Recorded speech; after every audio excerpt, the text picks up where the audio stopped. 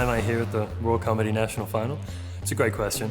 It's a question that has been reoccurring to me over and over again over the past few weeks. But it's good. It's good.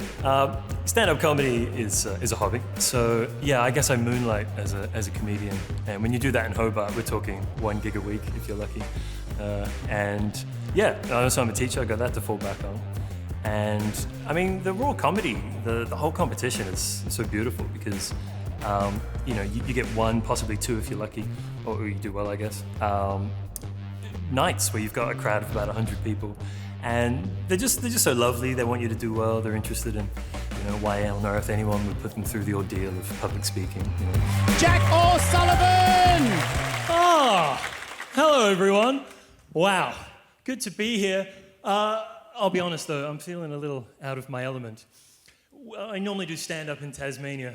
We don't tend to have such large buildings. This place is running water, electricity. It's kind of freaking me out.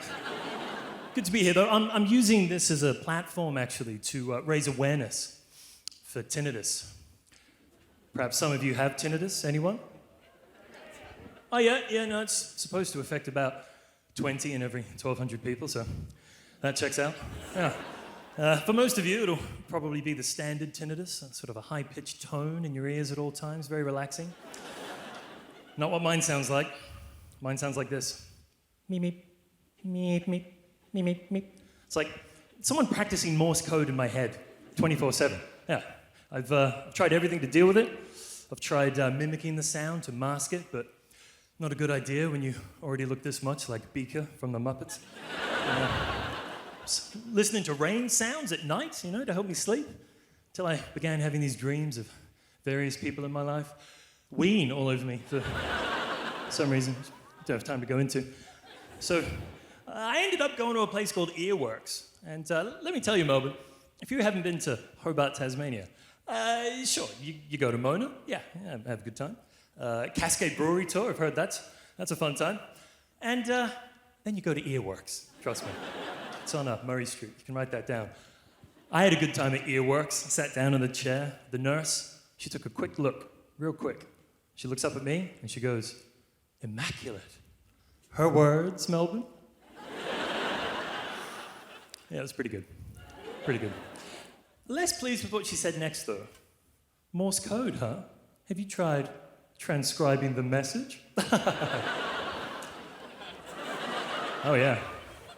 She was having a good time, whilst telling me the scariest thing I've ever heard. Are you kidding me? Is it a message? Guys, for days, I couldn't sleep.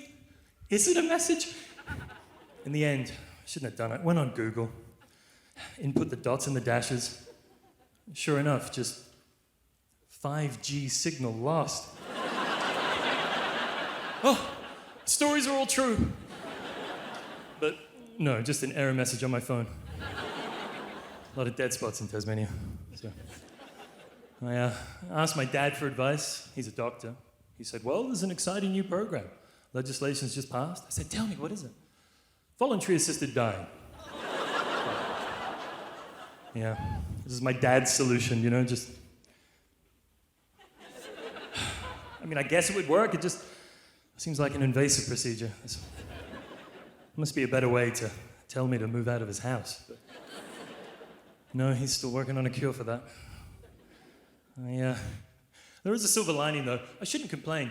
The noise has become so loud that it's starting to drown out my internal monologue, which is nice because to hell with that voice, am I right? Yeah, you know the one, always whispering its doubts and fears at you. Who needs it? Although, I was listening to this one case. This woman had a stroke and it silenced her internal monologue. Yeah, I heard that, immediately took up smoking. And indeed, this woman, she said at first it was euphoric, free of all this baggage. But then she started complaining, because apparently that voice is responsible for memory as well. She was like, I was going into the shops, forgetting stuff, it was terrible. Which, how ungrateful, right? Easy solution, you just write it down on a little pad before you walk in the store, Doubt that I'll ever be loved. Fear that I'm wasting my life.